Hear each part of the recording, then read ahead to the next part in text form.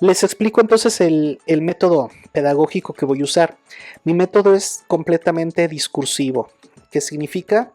Yo me pongo aquí delante del micrófono, hablar, hablar, hablar, hablar, hablar. Yo les echo mi discurso. Como saben, ninguna pedagogía es perfecta. Todas tienen pros y contras. La ventaja de este método y la razón por la que lo elegí es que el método discursivo no exige al estudiante hablar. No exige que participes. Y creo yo que es importante porque no sé lo que ustedes opinen, pero la filosofía llega a ser muy intimidante. Lamentablemente muchos, les digo que incluso entre los mismos licenciados en filosofía, les da miedo participar porque no la van a regar, no los van a criticar, no los van a juzgar. Entonces, ustedes que todos ya son profesionistas, son gente de carrera, de repente pueden sentir un poco de, híjoles, que no sé si participar, no es lo mío, estoy apenas empezando en filosofía. Entonces, por esa razón creo que lo ideal es eso. Yo me pongo a hablar, hablar, hablar y ustedes escuchan. Eso no significa que yo los voy a silenciar. Si en algún momento ustedes quieren interferir, pueden hacerlo sin ningún problema. Pueden aportar, corregir, preguntar, lo que ustedes quieran. Pero no sientan esa presión, esa obligación de es que tengo que participar. No, esa es la ventaja del discurso, ¿de acuerdo? ¿Dudas sobre la metodología? ¿Estamos de acuerdo? Sí, perfecto. Entonces, ¿de qué se trata? Este primer módulo, déjenme ponerlo ya en pantalla. Este primer módulo es ¿qué es filosofar? Yo creo que si queremos ser filósofos, pues lo ideal es empezar por saber qué es filosofar. Y lo puse en verbo, porque si pongo que es un filósofo, no. ¿Qué es la filosofía? No. ¿Qué es filosofar? ¿Qué es el acto de hacer filosofía? Un matemático hace matemáticas, un administrador administra, un filósofo filosofa. Entonces, ¿qué es filosofar? Y la idea es construir una definición de filosofar. Pero aclaro, existen tantas definiciones como filósofos en el mundo. Prácticamente cada filósofo tiene su propia definición. Si lo googleamos ahorita podemos encontrar, la primera es filosofía es el amor a la sabiduría, ¿no? Es la primera que te vas a encontrar. En algunos otros te puedes decir que filosofía es la madre de todas las ciencias. Otros te pueden decir que la filosofía es la ciencia que se pregunta por los primeros principios y los últimos finales, o sea, en fin. Pero como nuestro objetivo es volvernos filósofos profesionales y el día de mañana, si todo sale bien, poder ofrecer consultas, intervenciones o terapias filosóficas, entonces necesitamos una definición que se adecue a lo que vamos a hacer. Entonces, ¿qué es filosofar? Lo vamos a definir, pero que quede claro, no pretendo que mi definición sea la universal, la única, la más importante o la mejor. Obviamente no. Cada filósofo, incluso ustedes mismos pueden tener más adelante sus propias definiciones. Pero vamos a definir a partir de la experiencia que de más de 13 años que tenemos en el despacho toscano de filosofía. Entonces lo que les vengo a compartir no está en Google, no está publicado aún. Entonces todo esto que les traigo hoy es completamente nuevo, espero yo innovador también, porque no lo van a encontrar, repito, fuera de este curso. ¿Qué es filosofar entonces? Bueno, pues vamos a definir. La definición de filosofía tiene muchos elementos.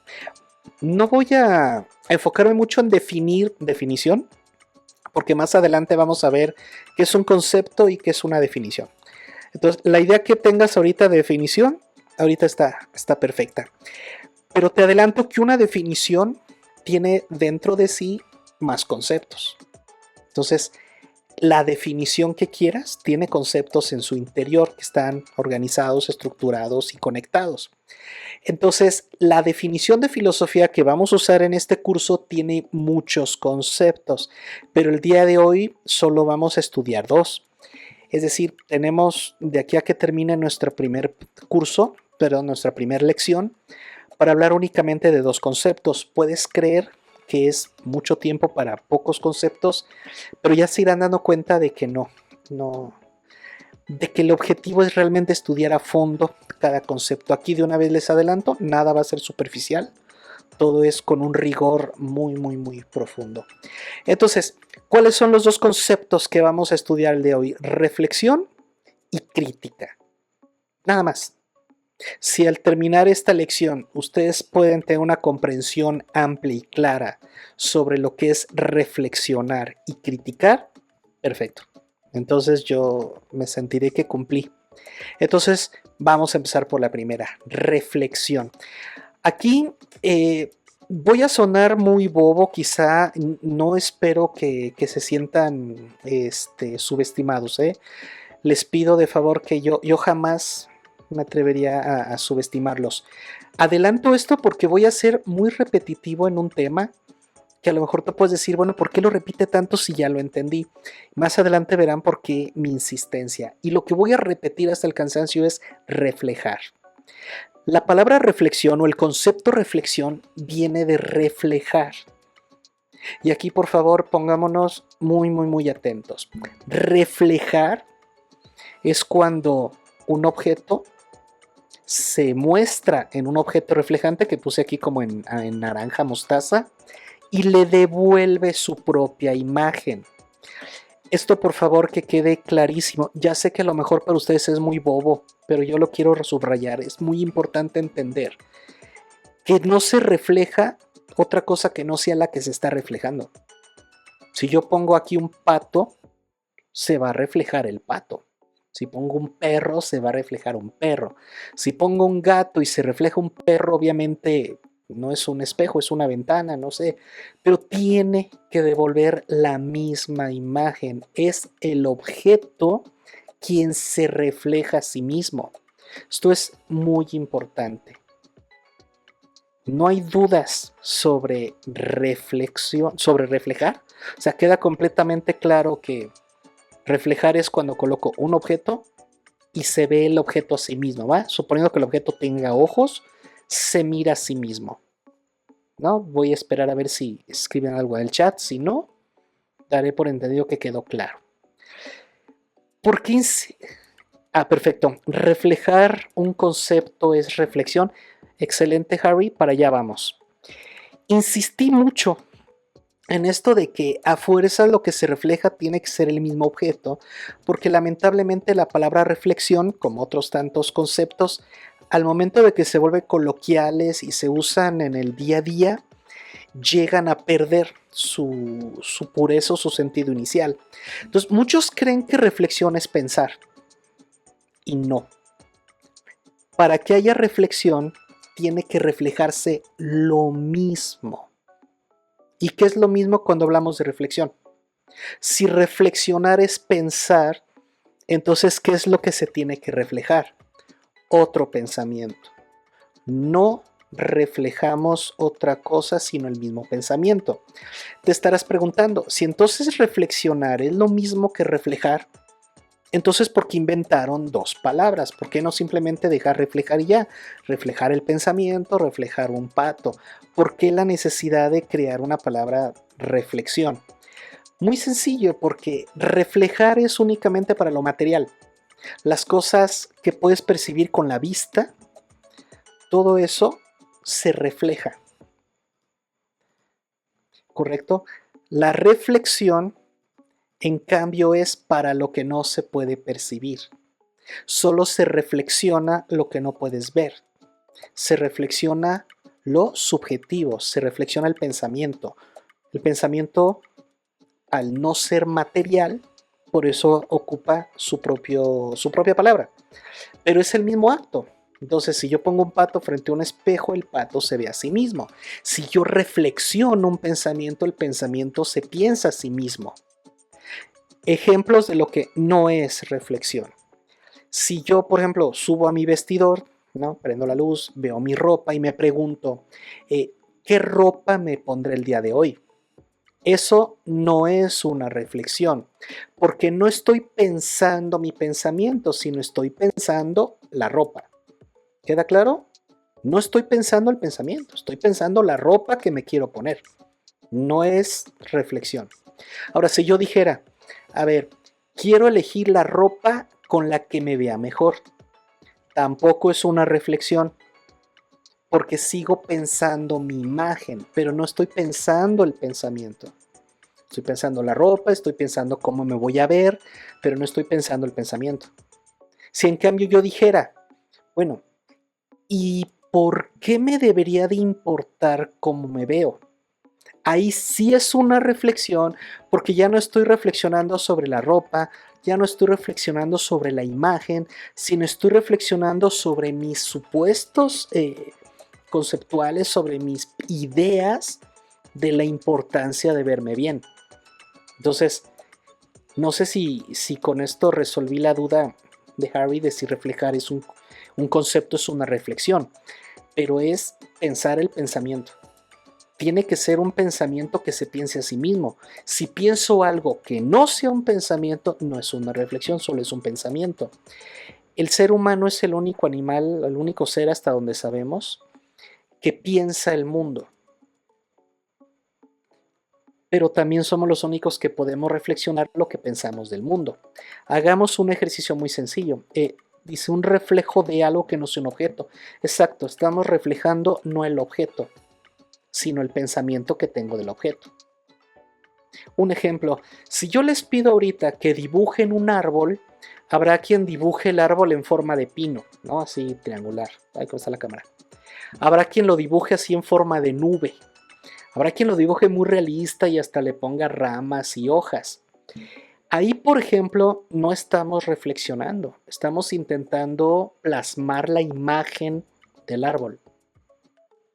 Pero si yo me preguntara, bueno, ¿por qué lo dibujé en forma de pino? ¿O por qué lo dibujé en forma de nube? Ahí ya estoy reflexionando, porque ya ni siquiera estoy pensando el árbol.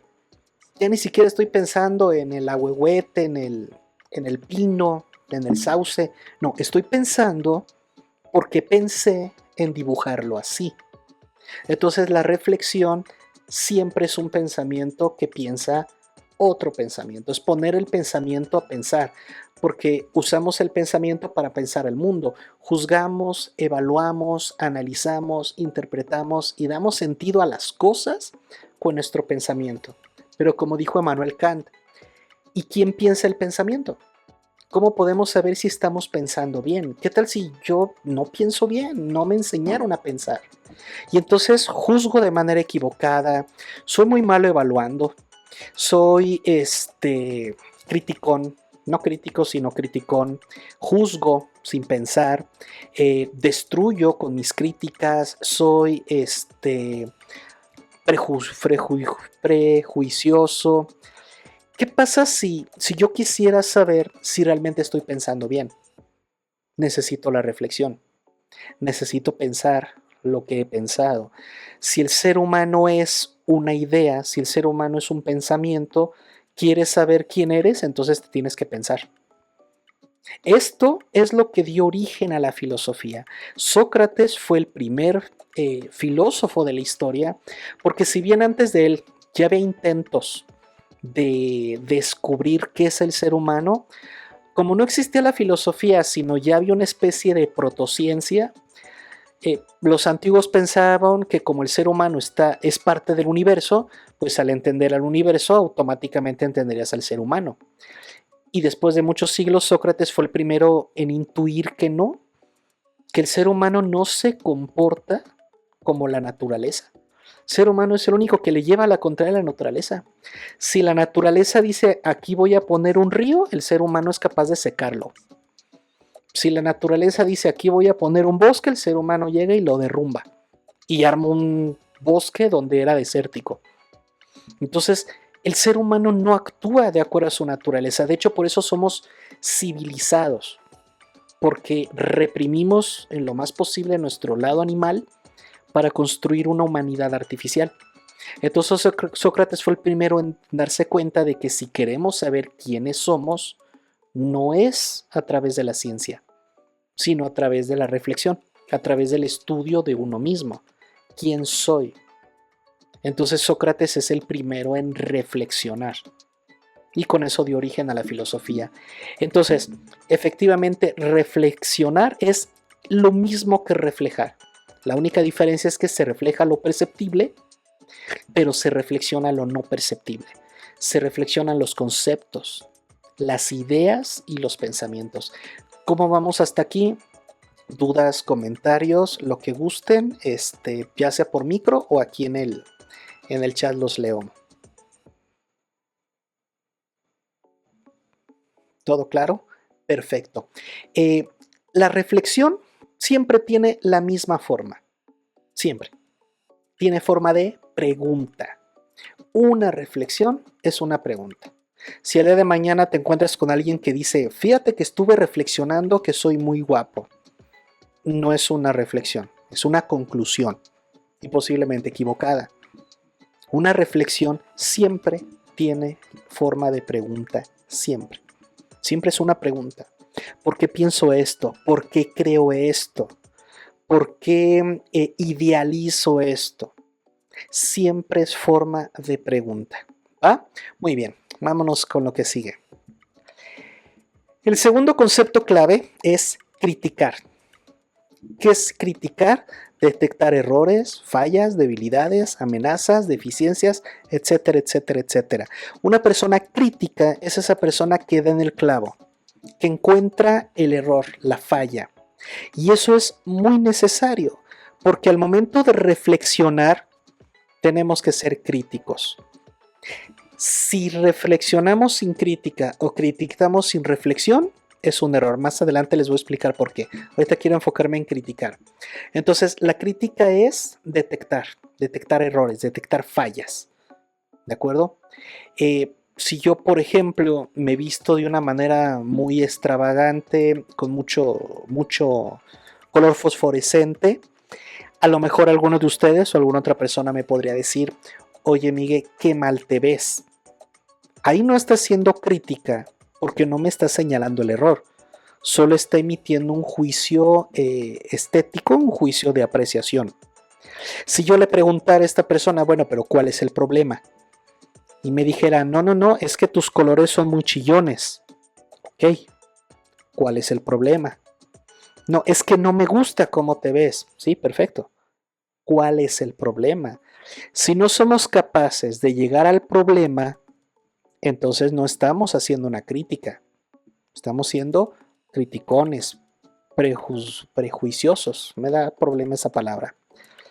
Criticar es decir, mira, es que es un velorio, todos venimos de negro y tú te vienes de amarillo. Perfecto, ya entendí el problema. Muchas de las cosas que no tienen sentido en la vida es porque no encontramos las respuestas. Pero lo curioso es que no encontramos las respuestas porque la mayoría de las veces ni siquiera planteamos las preguntas. ¿Cómo puedo responder si ni siquiera entendí la pregunta? ¿No? Y esto lo vienen trabajando pedagogos como Paulo Freire, que decía eso. Es que hay que enseñar al alumno a entender el problema, incluso a construir problemas.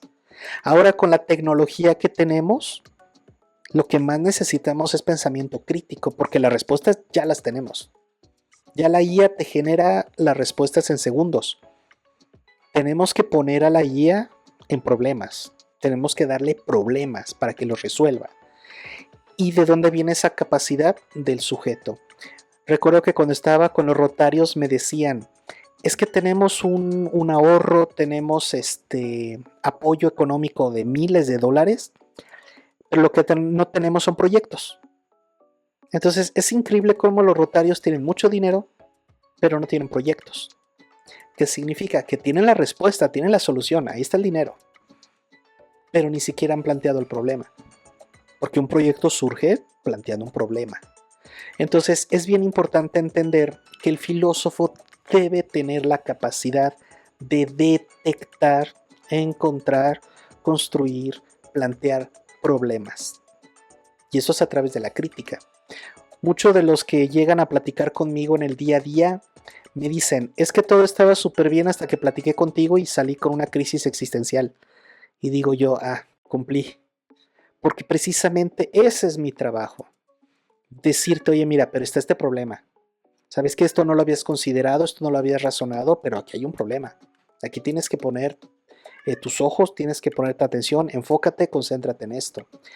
Pero yo no podría plantear problemas si no trabajara la crítica. Necesito trabajar la crítica o nunca podré plantear un problema. Muchos seguramente cuando estaban en la escuela les pedían hacer proyectos y todo proyecto surge del planteamiento de un problema, una tesis, una tesina. Y es de lo más difícil, precisamente en la investigación, es encontrar el problema. Por eso el pensamiento crítico es fundamental. Ahora, queda claro lo que es reflexión y lo que es crítica. Los leo en los comentarios aquí en el chat.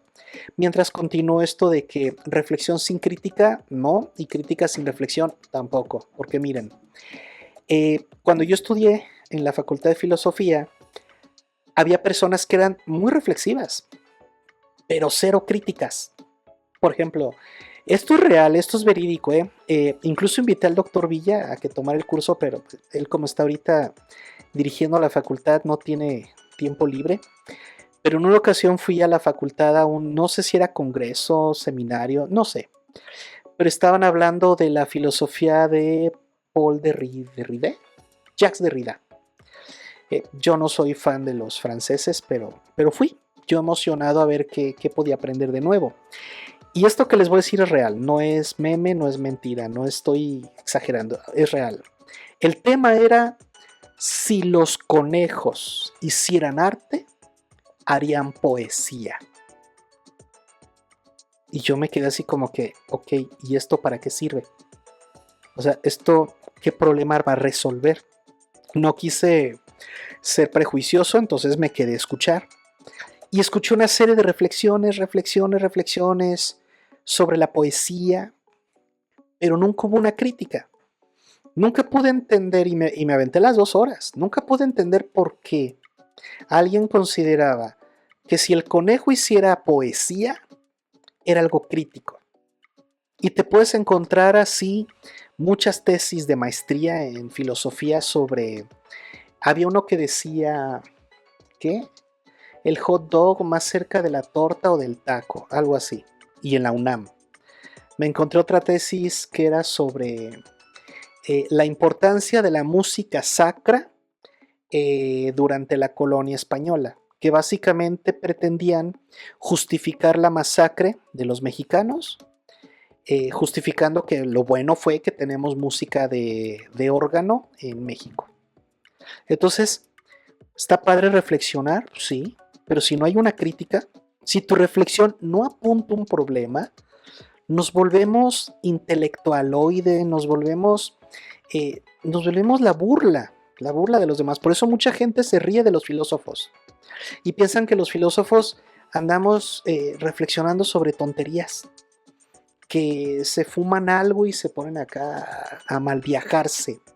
Y no, por favor, un filósofo tiene que reflexionar de manera crítica o no es filósofo, no lo es. Pero ahora, ¿qué pasa si hay crítica sin reflexión? Yo soy muy bueno encontrando fallas. Yo veo algo y digo, eso está mal, así no se hace, está equivocado, bla, bla, bla. Pero no hay una reflexión.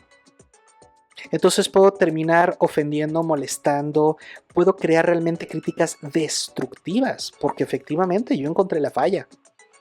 Pero si no hubo una reflexión, un sentido de, bueno, ¿y para qué estoy haciendo esta crítica?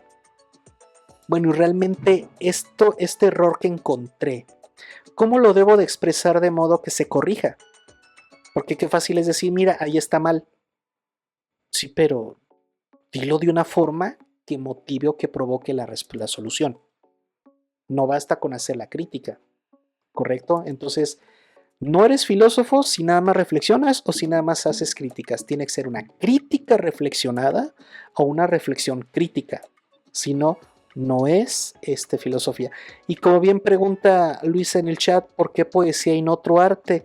Pues es que nunca tuvo, o ¿por qué conejo y no gato? O sea, el tipo no daba pie con bola, pero él se sentía muy de, no, o sea, yo les traigo aquí una revelación cósmica.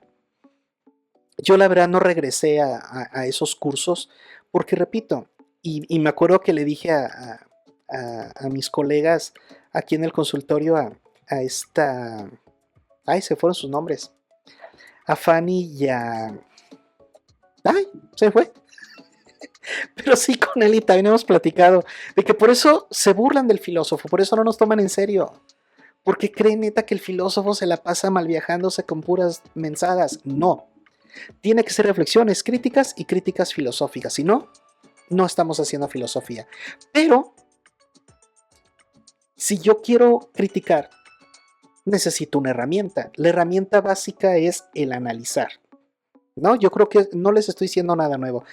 ¿Quieres criticar? Analiza. ¿Qué es analizar? Agarras un todo, lo descompones, ¿no? Lo separas en sus partes, las agrupas y las estudias. Perfecto. Pero analizar es más lo que hace un psicólogo. Qué bueno que está él y Luis presente, que son psicólogos. Si digo alguna cosa equivocada de su profesión, por favor me corrigen. Pero en mi entender, la psicología es analítica, porque la psicología entendida como el estudio del comportamiento humano, entonces está muy enfocado en el funcionamiento. Y si tú quieres entender el funcionamiento, la herramienta ideal es el análisis. El análisis sirve muy bien para el funcionamiento. En cambio, si lo que quieres no es entender el funcionamiento, sino el sentido o el significado, entonces es una deconstrucción. La deconstrucción es un concepto filosófico relativamente nuevo, no tiene muchos siglos, y también viene de otro filósofo francés. Y la deconstrucción no es enfocarse, repito, en el funcionamiento, sino el sentido y el significado. Y aquí ustedes ya pueden intuir hacia dónde va una diferencia clara entre un consultor psicólogo y un consultor filósofo, o un interventor psicólogo y un interventor filósofo.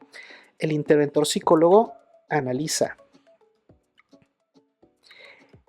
mientras que el interventor filósofo deconstruye. ¿De acuerdo? Hasta aquí, ¿sí? No dije una barbaridad. Harry, Ellie. Ellie se nos fue. Creo que dije algo mal y se nos fue. ¿Todo bien? Entonces, no vamos a usar el verbo analizar en filosofía. El que vamos a usar es deconstruir. ¿De acuerdo? ¿Por qué quiero deconstruir? ¿Por qué es importante para hacer una crítica la deconstrucción? Porque cuando yo deconstruyo, lo que estoy buscando es ver lo que está implícito. Y aquí implicar, subrayenlo, tatúanselo, es el concepto más importante a continuación. Miren, no sé si les ha pasado que han tenido algún aparato, algún equipo tecnológico que se descompone o que empieza a tener fallas y lo desarman. No sé si lo han hecho, no sé, por ejemplo, agarras tu celular, le quitas los tornillos, la tapa, quitas la batería, el procesador, el chip, va. Y por más que revisa las partes, no encuentras el problema.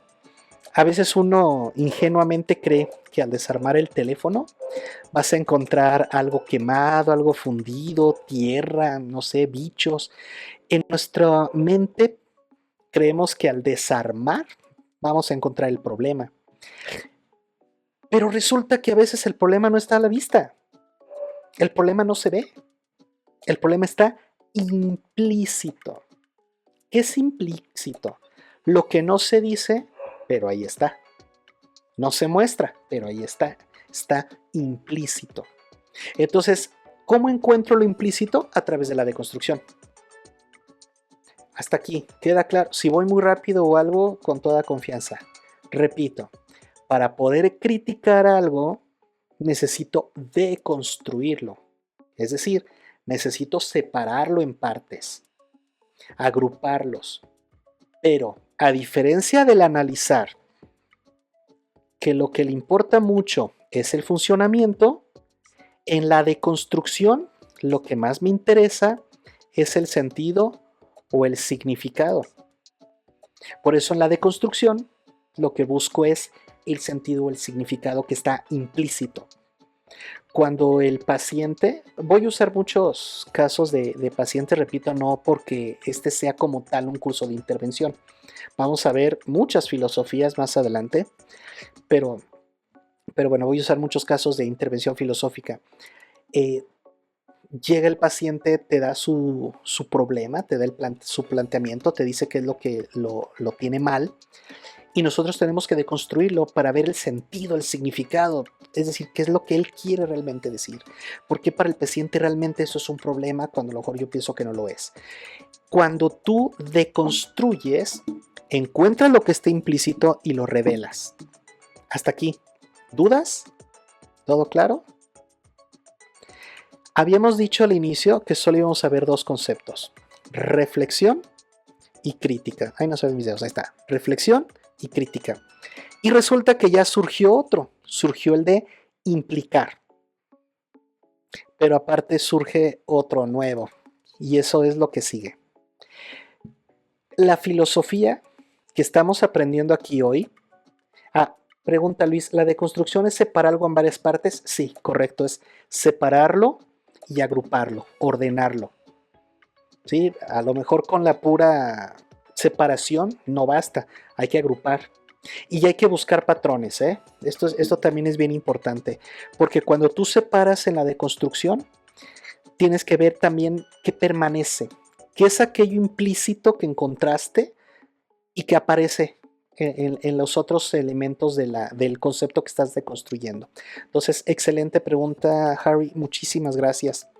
¿Qué es un proceso? Lo bueno es que está aquí Luis y Abner, que son administradores y me pueden corregir. Un proceso, así, para no entrar mucho en detalle, es una transformación. Un proceso es agarras algo y lo transformas en otra cosa.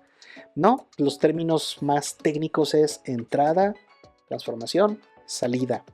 O puedes verlo también como la materia prima, transformación, producto. ¿Se fijan? 3 tiempos. Entra, cambia, sale. Entonces, muchos me llegaban a criticar porque una de las tesis que presenté para titularme era sobre la filosofía como un proceso. Me acuerdo que estaba trabajando planteamiento y resolución de problemas éticos complejos. Y me decían, es que no, Toscano, estás mal, la filosofía es un arte, la filosofía no es un proceso, los procesos suenan muy cuadrados, suenan muy rígidos, y la filosofía es liberal, es arte. Y yo me quedo pensando, oye, pero pues el arte también es un proceso. Agarras un lienzo, pintura, agarras herramientas, que es el caballete, el pincel, y ¡pum!, una obra. La música, cuál es tu materia prima, cuáles son tus instrumentos, ¡pum!, sale la música, sale la canción. El hecho de que la filosofía sea un arte no significa que no sea un proceso. Es más, Luis no me dejará mentir, prácticamente todo es un proceso. Nada permanece. Dime, adelante, Abner.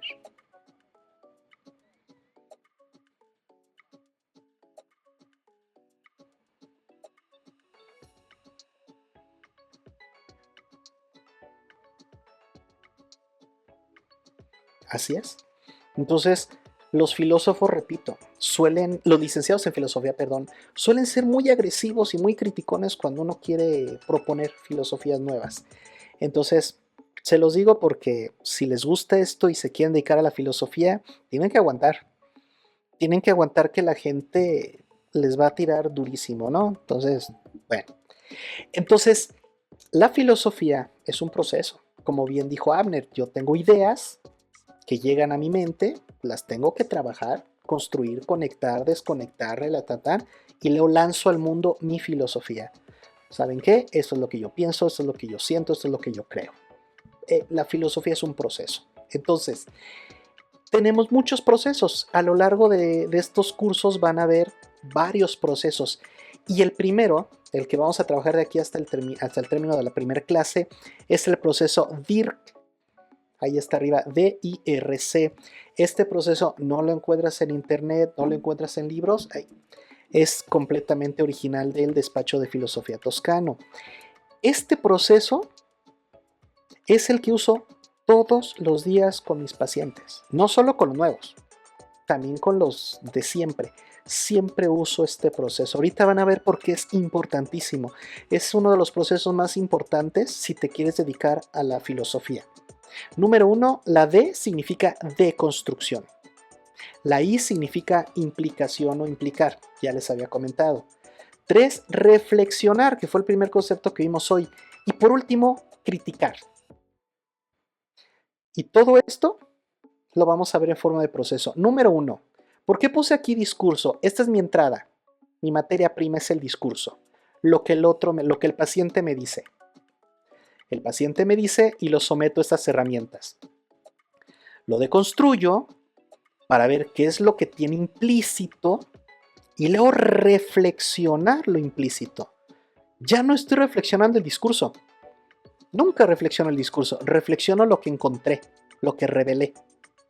Y entonces, una vez que ya hice esta reflexión, mi producto final es la crítica. O sea, dense cuenta que para poder construir una crítica, tengo que hacer estos 3 pasos. Por eso los filósofos que critican sin estas 3 no son filósofos. Son intelectualoides, son como, no sé si recuerdan a este personaje Gregory House de la serie Doctor House, que criticaba y atacaba y agredía, intentaba sobajar a las personas, y muchos creen que el filósofo es así, que el filósofo llega a un lugar a destruir, a criticar, y tú, servidor del sistema, y tú, pobre asalariado, y tú, bla, bla, bla, bla, bla, pero sin hacer nada de esto. Ahora, este producto, la crítica, que repito, en un proceso es mi salida, la crítica, ¿para qué la quiero? ¿Para qué me sirve? Pues, si solo vas a ser filósofo, ahí le paras.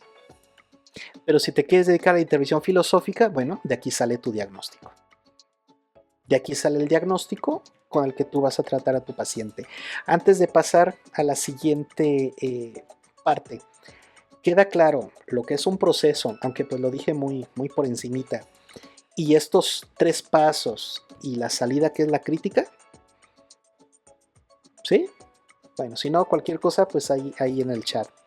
Entonces, me gustaría aprovechar para los últimos minutos hacer ejercicios de este proceso aplicado a casos reales. Obviamente no voy a decir el nombre del paciente, pero casos reales. Tenemos aquí el primero. Este paciente dice, me preocupa no ser suficiente para los demás. Así llegó. Y lo escribí literal, así lo dijo. Lick, me preocupa no ser suficiente para los demás. Aquí, si se fijan, empiezo la deconstrucción. ¿Cuál es el primer paso? Elegir qué se queda y qué no. Y tú dirás, ¿cuáles van a ser nuestros criterios? La intuición. Obviamente con la experiencia vas puliendo la intuición. Yo aquí, por ejemplo, primero separé el me. Dije, el me es importante porque creo que lleva implícito al yo, al ego, a mí. No es lo mismo si dijera, les preocupa. Ah, entonces a ti no, les preocupa a los demás. Pero dijo me. Entonces él con el me está mostrando implícitamente que es un asunto propio, que es un asunto que le atañe a su persona, que ni siquiera sabe si a los demás le importan, pero a él sí. Preocupa, ¿no? Obvio, porque yo aquí sé que lo que está implícito es que aquí está. De una vez me voy adelantando, estoy casi seguro que aquí está la crítica, aquí está el error.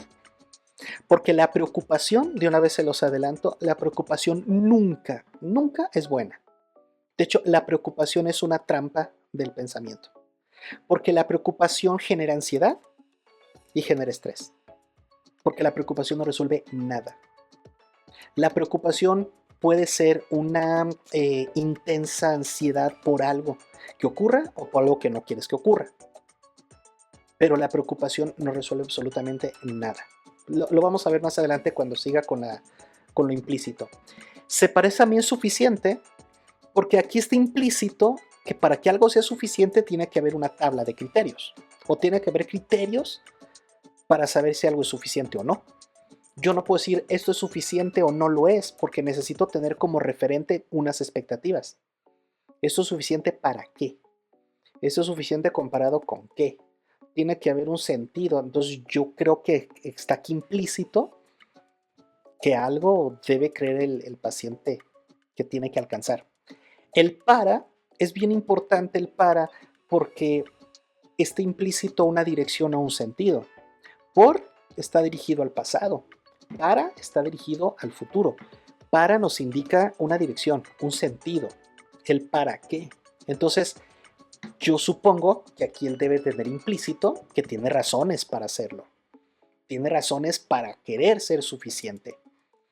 ¿Por qué? Porque aquí también podría estar la crítica. Si él me dice, no, o sea, no tengo razones, pues ya ganamos.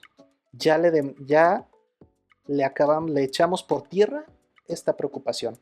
Y por último, demás, porque los demás apunta a una dramatización. Los demás son todos los que no soy yo, y es una exageración. Entonces, una de dos, o está exagerando, o aquí yo intuyo que puede tener una especie de síndrome de Dios, de síndrome del Todopoderoso. O sea, si realmente esta persona cree que puede llegar a ser suficiente para todos los demás, entonces no lo podemos atender nosotros. Porque aquí ya estamos viendo que hay un trastorno. Tendremos que mandarlo directamente al psicólogo. Y ya él verá si lo atiende él o lo manda al psiquiatra. Ahora, a lo mejor no hay este síndrome, a lo mejor solamente está exagerando. Posiblemente aquí si nos ponemos freudianos, quizás sean sus padres. Alguna relación que traen desde la infancia. Por eso separé estos elementos. Ahora, no ser, en un principio me llamó la atención porque a la filosofía le encanta hablar del ser y del no ser, pero no lo metía a la deconstrucción porque dudo mucho que el paciente realmente le interese el no ser o el ser. Entonces no creo que aquí vayamos a hacerle de ayuda al paciente y al contrario hasta lo podemos entrar en crisis existenciales y decimos, pero tú sabes lo que es el ser y lo que es el no ser. Entonces por eso este no ser, que aunque es coqueto para un filósofo, no creo que sea importante para el paciente, por eso lo dejé fuera. Ahora, no acomodé esto arbitrariamente. Me y demás los puse juntos porque aquí están hablando de sujetos. Yo, los demás, son personas. Aquí puse el verbo preocupar. Aquí puse un adjetivo, ¿no? Lo suficiente. Y aquí puse un indicador, el para. Por eso así lo separé. Por eso, como les decía en la deconstrucción, no solo es separar, también es acomodar y organizar. Ahora, ¿dónde está la crítica aquí? El me. Aquí también yo puedo intuir que puede estar implícito un ego muy elevado. Un como, a ver, ¿por qué a ti te preocupa si a los demás no? Yo le preguntaría al paciente, aquí, solo estoy deconstruyendo, ¿sí? Solo separé. Pero para poder ver lo que está implícito, necesito hacer reflexiones. Entonces me pongo a reflexionar con el paciente y le pregunto, ¿estás seguro que solo te preocupa a ti? ¿O los demás han expresado su preocupación? ¿Qué pasa si el paciente responde, no, o sea, la verdad nadie me ha dicho nunca si soy o no soy suficiente, solo que a mí me preocupa? Entonces aquí estamos viendo ya de entrada que hay un problema muy fuerte de inseguridad, porque él está presuponiendo que los demás no están satisfechos con lo que él dice o hace. Si él dijera, no, sí, ya muchos me lo han comentado, entonces no es me preocupa, es les preocupa. Y si él dijera, bueno, pero ¿cuál diferencia entre el me o les? Pues que si les preocupa, hay que ver si es real su preocupación. Porque también hay personas que siempre te van a exigir, exigir, exigir, exigir, exigir. Y mientras tú no les pongas un alto y les digas, no, eso ya no está en mis manos, pues entonces van a estar siempre esperando que des de más. Entonces sí es muy importante explicarle al paciente que no es lo mismo me preocupa que les preocupa o que te preocupa. Entonces aquí es bien importante reflexionar con él. ¿Cómo serían las preguntas reflexionadas? Serían, ¿a ti te preocupa o le preocupa a alguien más? ¿Quién te ha comentado? ¿Cómo has llegado a la idea de que este es un tema que te debería de preocupar? ¿Va? Aquí lo que estoy haciendo es reflexionando y estoy buscando sus respuestas. Si responde de manera racional, responde de manera lógica, congruente, bien. Pero donde creo que realmente va a estar la crítica fuerte es en preocupa. Aquí, reflexionar con el paciente. ¿Qué entiendes por preocupación? ¿Qué es para ti estar preocupado? Sin importar lo que responda, tú aquí tu trabajo como filósofo es decirle, mira, la preocupación es un estado mental de ansiedad sobre algo que tienes miedo que pase o estás desesperado porque ocurra. Y si el problema fuera aquí, ¿cuál sería el diagnóstico? Preguntarle, seguimos reflexionando. ¿Esto que te preocupa se resuelve por ti o no depende de ti? Si él dijera, no, sí, depende de mí resolver el asunto, entonces deja de decir me preocupa y mejor ocúpate. Ya le estamos diciendo, preocupar no es ocuparse, ponte a hacer las cosas. Si responde, no, no depende de mí, o sea, no está en mis manos. Entonces tampoco es preocupar, es aceptar. Si bien es cierto, la filosofía se construye sobre la base de conócete a ti mismo, déjenme decirles algo. Si esa es difícil, la que sigue es más difícil. Acéptate a ti mismo. Es bien complicado conocerte a ti, pero es mucho más difícil aceptarte. Entonces tenemos que ayudar al paciente a decirle, deja de preocuparte y acepta las cosas, deja de ser un niño. La filosofía es muy directa, la filosofía es muy cruel, muy fuerte, muy choqueante. Un niño se preocupa, un adulto se ocupa y acepta. Ocúpate de lo que depende de ti y acepta lo que no depende de ti. Ejemplo, que alguien te dijera, oye, me van a operar mañana y estoy preocupado. A ver, ¿tú te vas a operar a ti mismo? No. ¿Ya elegiste clínica? ¿Ya elegiste doctores? Sí. ¿Tienes para pagarlo? Sí. ¿Medicamentos? Sí. ¿Todo cubierto? Sí. Entonces acepta y deja de preocuparte. Que no depende de ti la operación. Lo que dependía de ti, que era el dinero, la clínica, etcétera. Ay, me alejé el micro, no sé si me escuché bien. Eso que dependía de ti ya está cubierto. Lo que no depende de ti, solo acéptalo. Si alguien dijera, me preocupa no tener dinero para pagar la renta. Perfecto. Depende de ti generar más ingresos. ¿Está la posibilidad de ganar un poco más? Bueno, sí, sí. Mejor agarro un segundo trabajo o vendo o empeño o hago aquí otro negocio. Sí. Entonces deja de preocuparte y ocúpate en hacer más. Si la persona dijera, no, no está en mis manos ganar más, no hay manera en que gane más, pues entonces acepta que no te alcanza a pagar esa renta tan grande, búscate algo más económico. Aquí es bien importante entender que la razón por la que la intervención filosófica o la filosofía no es para todos es porque la mayoría de las personas prefieren vivir en una mentira. No quieren aceptar las cosas y la filosofía se encarga de llevarte a la aceptación. Como dijo Nietzsche, ¿no? Y recordé que Harry lo puso en un estado, creo que ayer. Si ves a tu interior, si ves a tu oscuridad demasiado, va a llegar un momento en que la oscuridad te vea a los ojos. Y eso te va a dar mucho miedo y te puede enloquecer. La razón por la que mucha gente le tiene miedo a la filosofía es porque no quiere verse a sí misma, no quiere aceptar quién es. Y nuestro trabajo como interventores o como filósofos es, pues eso, llevar a las personas a la aceptación. Entonces, aquí hay dudas de cómo separé. No, todavía no termino la deconstrucción. Entonces, ¿qué hay implícito en preocupación? Hay implícita una inmadurez, hay implícito un miedo. La persona o no quiere aceptar o no se quiere ocupar. Así de sencillo. Entonces, aquí ya voy medio percibiendo por dónde va la terapia, ¿no? Aquí le voy a meter un poquito de estoicismo, algo de filosofía nietzscheana, estructuralismo, ya voy más o menos pensando qué filosofía le voy a recomendar. Pero aquí está implícito que es una persona inmadura, que es una persona con mucho miedo o con mucha flojera. No es activa, es reactiva. Puedes hasta incluso tratar una especie de narcisismo. ¿Se empezó a escuchar mal? ¿Sí?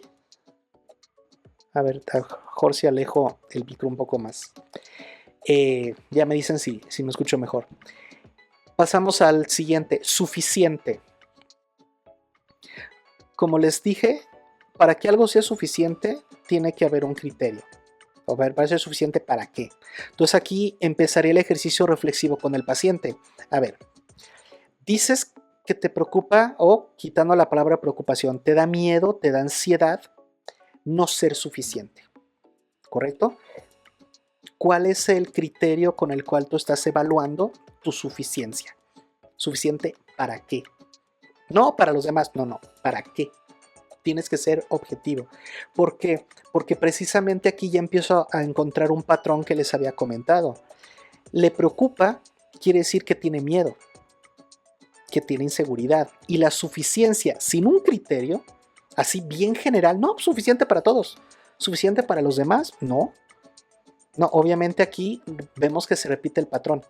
Tanto en la preocupación con la suficiencia hay una inmadurez, hay una falta de aceptación, no hay un estudio, no hay una aceptación de realmente cuáles son mis capacidades y qué es lo que realmente puedo aportar a los demás.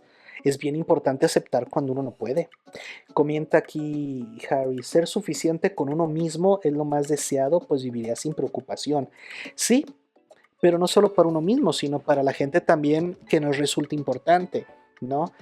Tu familia, tus conocidos, tus pacientes, tus empleados. Entonces, el problema no es ser suficiente para los demás, el problema es, ¿tengo claro mi suficiencia? ¿Tengo claro de mis límites? Entonces aquí, por ejemplo, le podríamos recetar un poquito de existencialismo sartreano, ¿no? Donde la idea es que aprenda qué es la libertad y qué es el libre albedrío. Porque es un tema, incluso entre gente católica que usan mucho la palabra libre albedrío, he notado como que les cuesta trabajo entender. La libertad es el acto, es lo que hiciste. Y libre albedrío es la reflexión sobre lo que hiciste. Si yo, por ejemplo, en este momento agarro y me voy, estoy haciendo un acto libre. Pero si reflexiono, bueno, ¿y por qué de todas las cosas que podía hacer elegí irme? Bien, ahí ya estamos hablando de un libre albedrío. Es una reflexión sobre lo que hice. Entonces aquí yo lo invitaría a que él reflexionara sobre sus límites. Para saber si eres suficiente o no, reconoce tus límites. Y comenta aquí Luis, y la moral, por eso murió el extranjero en el libro de Camus. Sí, aunque Camus pues sería opuesto a Sartre, porque mientras que Sartre plantea una trascendencia, Camus dice, no, no lleguemos tan lejos, mira, con que no seas absurdo es suficiente, ¿no? Sartre decía que el sentido del ser humano tiene que ser algo trascendental, haz algo importante con tu vida. Y Camus, más, ¿cómo decirlo?, menos riguroso, dice, mira, mientras no hagas cosas bobas, cosas estúpidas o absurdas, ya con eso ya hiciste algo con tu vida. El para. Tendríamos que encontrar aquí el sentido. ¿Y para qué te importa tanto ser suficiente? Aquí pregunta que te apuesto que el paciente se quedaría mudo. ¿Para qué? No es que a mí me han dicho, no, no te estoy preguntando por qué, no me interesa el pasado. Tú dijiste para, y el para puso el futuro. ¿Qué es lo que esperas lograr? Porque a veces está tan enfocado en ser suficiente que ni siquiera se ha puesto a pensar, bueno, ¿y yo para qué quiero ser suficiente? Últimamente, ¿qué tiene de malo si no soy suficiente? Si la chica que me gusta me dices que no eres suficiente para mí, perfecto, pues búscate en que sea suficiente, yo buscaré en que piense que yo soy suficiente para ella y punto. Les digo, el problema es aceptar. Y por último, además, repito, hay una dramatización aquí, hay una exageración. Se dice, no, es que yo quiero ser suficiente para los demás. Entonces, reflexionemos con él. ¿Quiénes son los demás? ¿Te queda claro que por los demás estás diciendo todos los que no son tú? ¿O de quién hablas? Dime exactamente quién te preocupa. Si la persona dice todos, o sea, es que yo soy de esos que quiere quedar bien con todos y quiere ser suficiente para todos y quiere cumplir las expectativas de todos, wow. No, la filosofía no es para esta persona. Repito, en caso de que tú intuyas de que de verdad está convencido que puede ser suficiente para los demás y que puede ser todopoderoso y omnipotente y omnipresente y que de verdad puede evitar contradicciones al servir a los demás, pues yo recomendaría que fuera con un psicólogo. En caso de que diga, no, Lee, pues, exageré, o sea, no los demás, en realidad mi pareja, mis amigos, mi familia, bueno, está más coherente, más aterrizado, sí lo podemos ir tratando. Por eso es bien importante esta separación, esta deconstrucción y buscar lo que esté implícito para entonces nosotros poder hacer la crítica. ¿Cuál sería la crítica final? Bueno, decirle al sujeto, mira, el problema que tú tienes es que a ti mismo te has cargado sobre los hombros un miedo o una ansiedad por realmente cumplir con las expectativas que ignoras de todos los demás. Así. O de tus padres. Por poner un ejemplo de que le haya dicho que sus padres, ¿sabes qué? Tú, porque pusiste tú te cargaste sobre los hombros el gran peso de tener mucho miedo, de tener mucha ansiedad por superar o alcanzar las expectativas de tus padres. Pregunta Luis, ¿cuál sería la diferencia entre ser suficiente y ser conformista? Volvemos a lo mismo. Para que haya una suficiencia necesito tener claridad de cuáles son las expectativas. ¿Qué se espera de mí o qué espero de mí? Para después evaluar, ¿puedo lograrlo o no puedo lograrlo? Si yo llego a pedir trabajo, pues me pasó en la universidad, que de repente me ofrecían materias de administración, materias de psicología, y me decían, ¿puedes dar la materia? Y entonces yo tenía que preguntarme, ¿puedo? ¿Tengo la capacidad suficiente para hacerlo? Entonces yo decía sí, y estudiar a ver el temario, si tenía dudas platicaba con Luis, muchas veces le pregunté a Luis mis dudas sobre administración, con Eli, con Fer, muchas dudas sobre psicología, también con Harry, que Harry les comento que es con quien más cuestiona mis filosofías y quien más me ayuda a pulirlas. Entonces ahí es donde yo voy viendo mi suficiencia. El conformista es el que ni siquiera hace el esfuerzo por ver si puede superar sus expectativas. Es aquel que se queda en un plano de ya con esto, ya no hay más. Ni siquiera reflexiona si puede lograr más. No se da cuenta de que quizá no sea suficiente lo que ya tiene. Repito, no necesariamente el conformismo puede estar equivocado. Y una persona que dice, sabes que ya me conozco mis límites, entonces estoy conforme con ello. Perfecto. El problema es que conformista suena, de una vez les digo, todo lo que termine en ista significa que eres seguidor de alguna doctrina. Por ejemplo, se me fueron palabras ahorita, pero todo lo que termine en ista, porque es, ¿cómo era? Sí, budista. Budista es el que sigue el camino de Buda, ¿no? Islamista, el que sigue el camino del Islam, ¿no? Lo que termina en ista es un seguidor. Entonces, un conformista sería una persona que sigue la doctrina del confórmate. Y entonces ahí es donde yo digo, pues no está tan padre. En cambio, si usamos la palabra conforme como una aceptación racional, reflexionada y crítica sobre tu ser en el mundo, perfecto. Sí, si es un conforme realista, perfecto.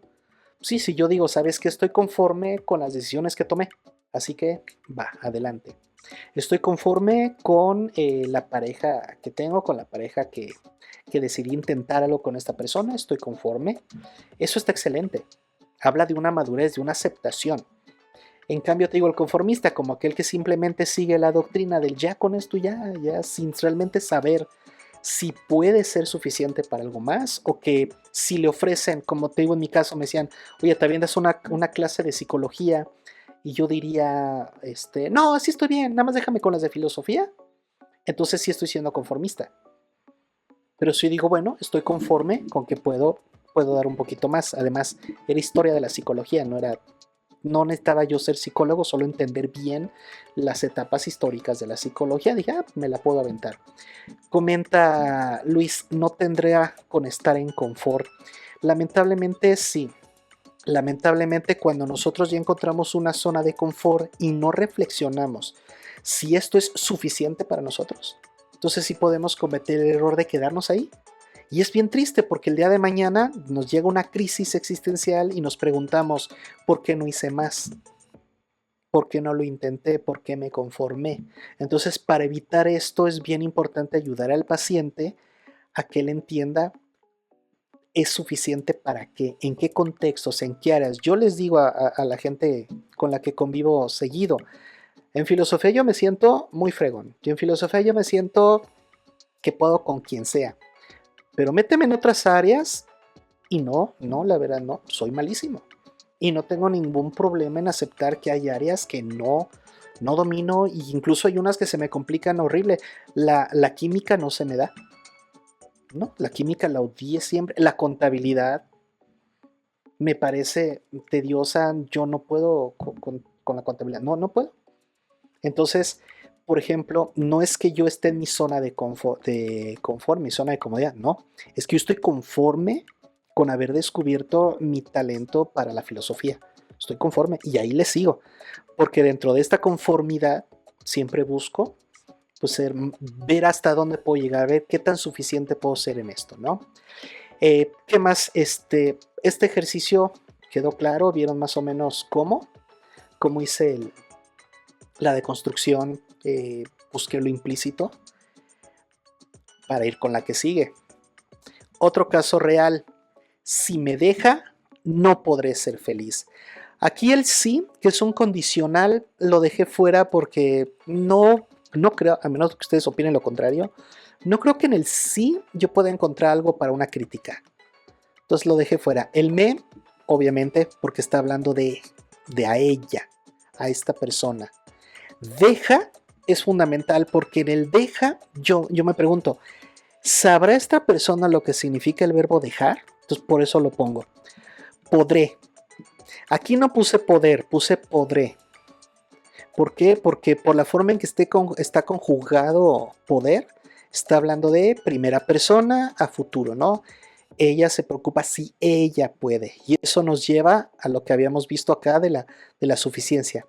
La suficiencia se conecta mucho con el podré. Y por último, felicidad. Otro concepto que yo me pregunto, ¿sabrá lo que significa la felicidad? Entonces, por aquí también creo que puede estar la crítica. Entonces, una vez que ya deconstruí, empiezo a buscar lo implícito. Lo implícito en el me. Si esta persona ya está suponiendo o ya se dio cuenta de su miedo de que la dejen, entonces lo correcto es usar el me. Valdría la pena platicar con la paciente y preguntarle ¿y por qué no lo dejas? Es decir, ¿por qué estás asumiendo que en ti recae la acción? Pero no siento que por aquí haya una crítica, entonces lo ignoro. Pasamos al deja. Aquí sí. Aquí sí, porque cuando tú dejas algo, no necesariamente es algo que te pertenece. Tú puedes dejar algo que no te pertenece. Si dices, ¿sabes qué? Dejé la escuela. Sí, no es que la escuela fuera tuya, pues la dejaste. O ¿sabes qué? Me encontré una cartera y ahí la dejé. Sí, pues no era tuya. No dejamos lo que es nuestro nada más, dejamos lo que es nuestro y lo que no. Pero dejamos cuando no tenemos razón para estar. La razón por la que tú dejas la escuela, por la que dejas una cartera es, bueno, dejé la escuela, ¿por qué? Porque no le encontré sentido. No es algo que vaya conmigo, no, yo siento que mi fortuna, mi riqueza y mi futuro lo voy a encontrar fuera de la escuela. Pa. ¿Y por qué dejaste la cartera? Pues porque para mí es más importante la honestidad, la sinceridad, porque creo los valores, bla, pa. Entonces, aquí está implícito que debe de haber una razón para que la dejen. No podemos ponernos del lado del paciente. Posiblemente a lo mejor la chica es muy tóxica, es muy celosa y a lo mejor por eso la quieren dejar. No podemos simplemente decir, ay, pobrecita, no, malditos hombres, ¿cómo que te van a dejar? No. Entonces aquí habría que hacer un análisis, habría que reflexionar. ¿Por qué crees que te quiere dejar? ¿Ves? No estamos reflexionando la cosa, estamos reflexionando las ideas. ¿Por qué crees tú que él te quiere dejar? O más revoltosa, ¿por qué crees tú que él cree que debería dejarte? Entonces aquí ya le estamos haciendo reflexionar. No, porque es un mal. No. No quiero que me hables mal de él. Quiero que me digas por qué crees tú que él cree que debería de dejarte. Entonces aquí es bien importante hacerla reflexionar si hay razones en él de dejarla. Si la chica responde, no, es que siempre que se enoja me amenaza con dejarme. Entonces es una reacción irracional, sí. Entonces tranquila, no lo va a hacer. Cuando él está tranquilo, cuando está en sus 5 sentidos, ¿te amenaza con dejarte? No. Ok, entonces no hay que hacerle caso al irracional. Preocúpate cuando tenga razones. Porque entonces ahí sí, lo más seguro es que sí te deje. Ahora, podré. El poder no solamente se trata de hacer cosas, sino también en este caso de superar cosas. Aquí es bien importante reflexionar sobre tú. O sea, estás diciendo que tú no podrás, como si la felicidad fuera un asunto completamente tuyo, pero está implícito que tú crees que tu felicidad depende de él. Por lo tanto, que hay una contradicción. Por un lado dices que necesitas a alguien para ser feliz y por otro lado dices que porque no podrás sola. Entonces para ti la única forma de poder ser feliz es con alguien. Y siento que aquí está la crítica. Aquí está la crítica y entonces podemos ir a la felicidad. Se le explica, bueno, se le reflexiona, ¿sabes lo que es la felicidad? La chica va a decir, no sé lo que conteste, pero difícilmente sabrá lo que es ser feliz. Digo, hay filósofos que no sabrían qué decirte, te dirán, bueno, pues es subjetiva y de na. Al menos históricamente hay tres tipos de felicidad. Está la felicidad estoica, que es pongo una barrera entre el mundo exterior y yo, trabajo mi vida interior, trabajo mi construcción, mi fortaleza, mi justicia, mi prudencia y ahí me faltó una, era fortaleza, prudencia, temple y justicia. Trabajo esas cuatro virtudes y esa es mi felicidad. Va. También está la filosofía hedonista, que es busco el placer y evito el dolor. No lo niego, sé que la vida es dolorosa. Acepto el dolor, pero no lo provoco. O sea, si yo sé que esto me va a dar dolor, no voy por ahí. Mejor voy por el lado donde haya más placer y menos dolor. Y está la felicidad aristotélica, que es la felicidad de la trascendencia. Bueno, haz algo por los demás. Deja huella, deja marca. Lo que te hace feliz es como la gente te recuerde. Entonces, cuando tú les vas dando estos conceptos de lo que es la felicidad, estas acepciones de felicidad, entonces la persona puede reflexionar si realmente podrá o no podrá. Y si realmente tiene que estar con el miedo de que la dejen. A lo mejor puede ser que la persona descubra que necesita estar sola para poder ser feliz. Y aquí es donde entonces le mostramos la contradicción. Decimos, ya aprendiste que no necesitas al otro para ser feliz. Aquí hay dudas, comentarios sobre cómo hicimos esta deconstrucción, sobre lo que está. Hay algo implícito que no vi con toda confianza y más o menos van viendo por dónde va la crítica. ¿Cómo vamos? Sí, perfecto. Bueno, pues creo que solo nos queda un último caso ya para dejarlos descansar. Sí, me da miedo quedarme solo. Nuevamente, el miedo, quedarme. Aquí el quedarme lo divido en quedar y en me. Ahorita les explico por qué es importante esta separación. Y por último, solo. El me, nuevamente, preguntarle al paciente. A ver, reflexiona. ¿A ti?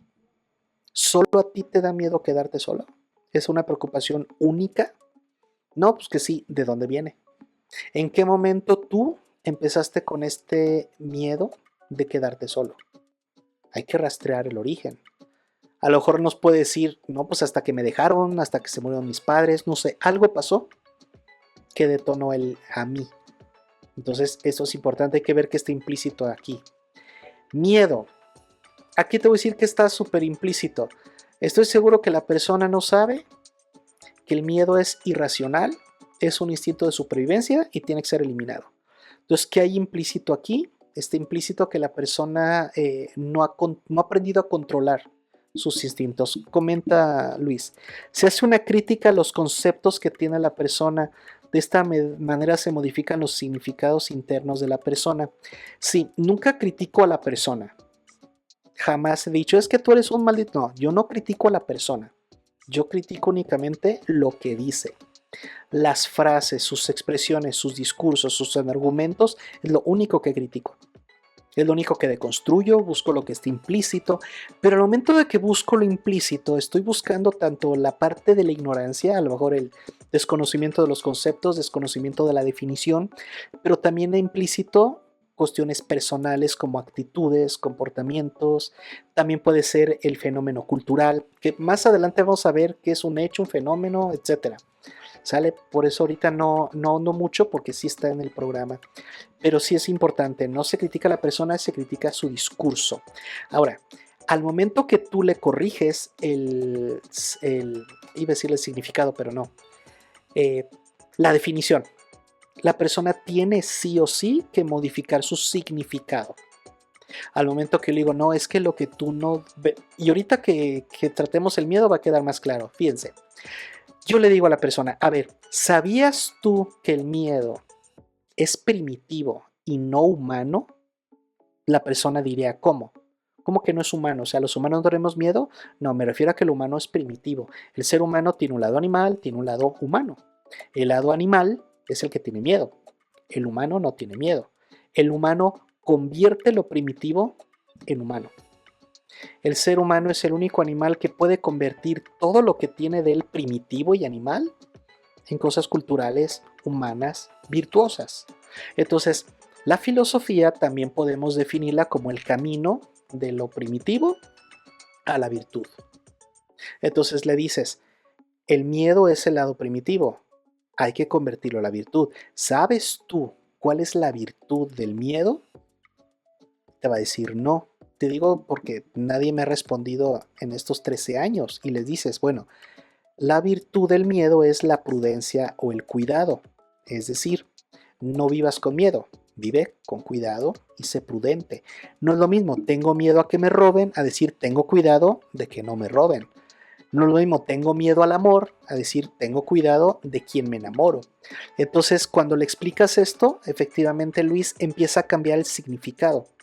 Entonces la persona dice, entonces no debo de decir me da miedo, debo decir me cuido de no quedarme solo. Correcto. Soy prudente de no quedarme aislado. Perfecto.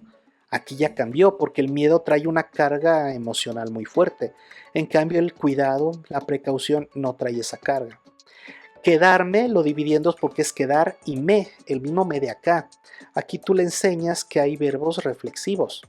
Quedarse, quedarme. Es decir, aquí tú estás aceptando que depende de ti quedarte solo. Quedarme, en ti recae el quedar. Quedarme, yo me quedo. Entonces yo le pregunto al paciente, ¿habías notado que tú estás poniendo de manera implícita que tú estás buscando esta soledad o que lo que te da miedo es que tú te la provoques?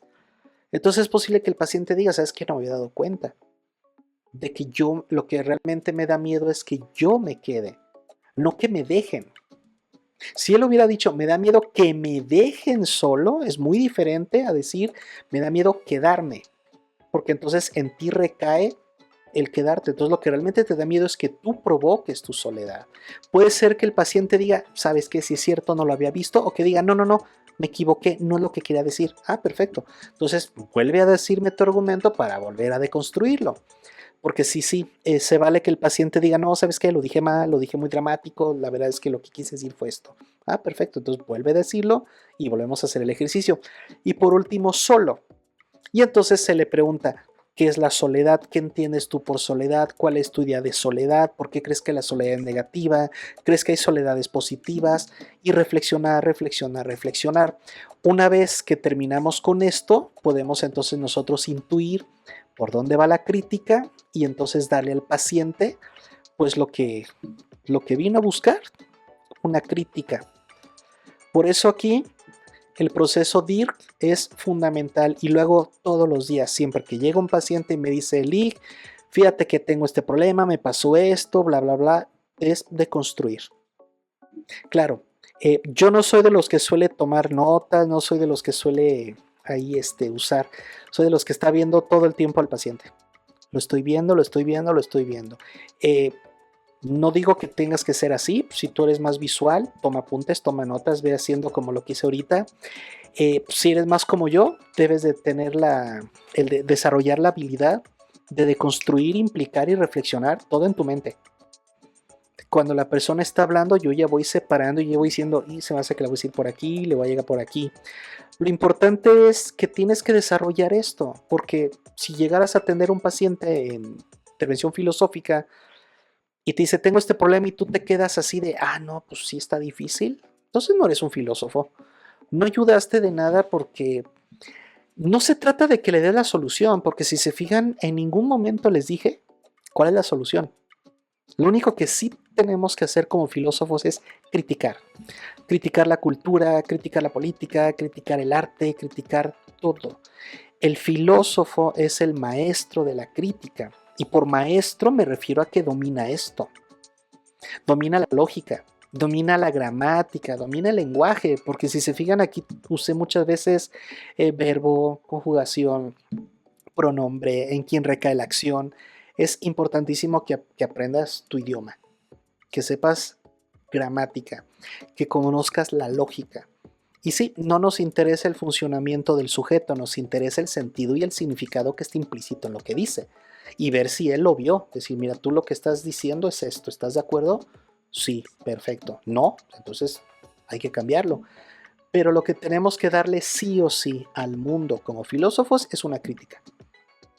El filósofo es fundamental en todos lados debería de haber un filósofo, en toda empresa, en todo gobierno, en todos lados tendría que haber un filósofo, porque es cuando decimos, oye, ¿por qué está fallando? Pues pregúntale al filósofo que haga una crítica, que deconstruya, que hable con quien tenga que hablar, que entrevista a quien tenga que entrevistar, que haga un equipo interdisciplinario, si lo necesita, pero tiene que darnos la crítica. Lamentablemente, cuando el filósofo desaparece de la escena pública, desaparecen las personas críticas. Entonces, ahora, ¿cómo están aprendiendo críticas nuestra juventud? Con criticones en redes sociales, viendo cómo hacemos hate, viendo cómo hacemos memes, burlándose, narcisista, narcisista, narcisista. Entonces, es bien importante entender que el filósofo tiene que retomar su papel como el crítico de la sociedad, el crítico de la cultura, el crítico, pero el maestro de la crítica.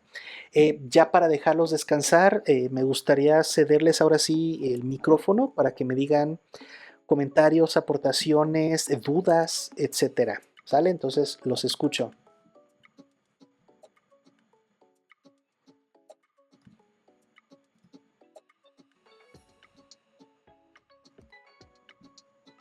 Comenta Luis que si sería una especie de consejo, bueno, supongo que decías concejal social.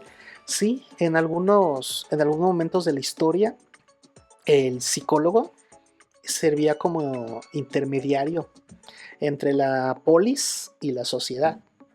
Es decir, se buscaba consejos. Esto lo puedes encontrar en los diálogos de Platón. Vemos cómo muchos ciudadanos se acercaban a preguntarle a Sócrates, oye, fíjate y esto. Recuerdo cuando alguien le preguntó, Sócrates, ¿me caso o no me caso? Otro llegó y dijo, Sócrates, encontré que mi papá robó dinero y lo vengo a denunciar. ¿Estás de acuerdo en que lo debo denunciar? ¿Estás de acuerdo en que la ley es más importante que la paternidad? Otros le preguntaban sobre el amor, en fin. Entonces, sí, Sócrates es un ejemplo de cómo el filósofo era un concejal social. ¿Qué otra duda tienen? ¿O comentarios? ¿O quejas, sugerencias, reclamos? ¿Todo bien? Bueno, me parece que entonces todo bien. Hubo personas que estuvieron entrando y saliendo, no sé si por cuestión de tiempo de internet, pero la grabación se va a quedar aquí, solo que me piden porque no sé dónde la puedo yo subir como que para que la tengan todos al alcance. Pero por lo pronto pues la subiré a alguna nube y les mandaré el link, ¿sale? Entonces pues por mi parte sería todo, les agradezco mucho su participación, su interés, espero que regresen y nos vemos el próximo jueves igual a las 9 para seguir con la definición de la filosofía, porque solo vimos reflexión y crítica, nos falta sistemática y holística, ¿va? Bueno, pues de parte sería todo, muchísimas gracias y buenas noches, chao.